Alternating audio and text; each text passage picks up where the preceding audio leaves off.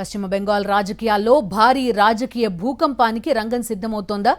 మమతా బెనర్జీకి సొంత పార్టీ నుంచి షాక్ తగలబోతోందా? తృణమూల్ కాంగ్రెస్లో తిరుగుబాటు జెండా ఎగరేసిన నేతల చుట్టూ ఎమ్మెల్యేలు చేరుతున్నారా? ఏకంగా 50 మంది ఎమ్మెల్యేలు పార్టీని వీడేందుకు సిద్ధమయ్యారన్న ప్రచారం బెంగాల్ రాజకీయాలను కుదిపేస్తోంది. పశ్చిమ బెంగాల్లో తృణమూల్ కాంగ్రెస్ అంతర్గత విభేదాలు బహిర్గతమవుతున్నాయి. అసెంబ్లీ ఎన్నికల్లో ఎదురైన ఎదురు దెబ్బ తర్వాత పార్టీలో అసంతృప్తి పెరుగుతోందన్న సంకేతాలు కనిపిస్తున్నాయి.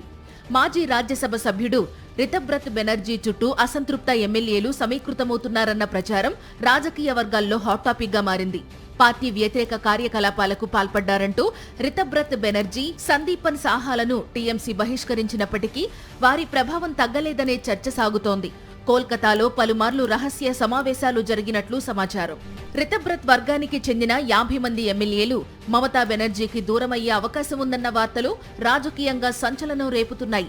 పార్టీ జాతీయ ప్రధాన కార్యదర్శి అభిషేక్ బెనర్జీ వ్యవహార శైలిపై అసంతృప్తి పెరిగిందన్న ప్రచారం కూడా జోరుగా సాగుతోంది.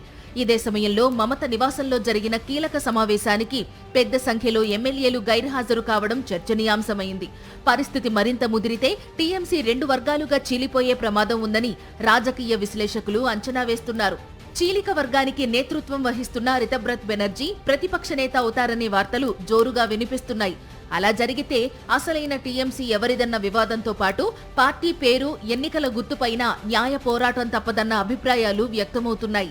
మరోవైపు అభిషేక్ బెనర్జీతో పాటు తమ పార్టీ నేతలపై జరిగిన దాడికి నిరసనగా కోల్కతాలో మమతా బెనర్జీ ఆందోళన చేపట్టారు. తనకు బెంగాల్ ప్రభుత్వం అనుమతి ఇవ్వకపోతే ఢిల్లీలోనే తేల్చుకుంటానని హెచ్చరిస్తున్నారు. తాను రోడ్లపై ఆందోళన చేయడం ద్వారానే పార్టీ లోపల బయట పట్టు సాధించవచ్చని ఇప్పటికే దీదీ డిసైడ్ అయినట్లు తెలుస్తోంది. మరిన్ని అప్డేట్స్ కోసం ఛానల్ను సబ్స్క్రైబ్ చేయండి. నోటిఫికేషన్స్ కోసం బెల్ ఐకాన్ పై క్లిక్ చేయండి.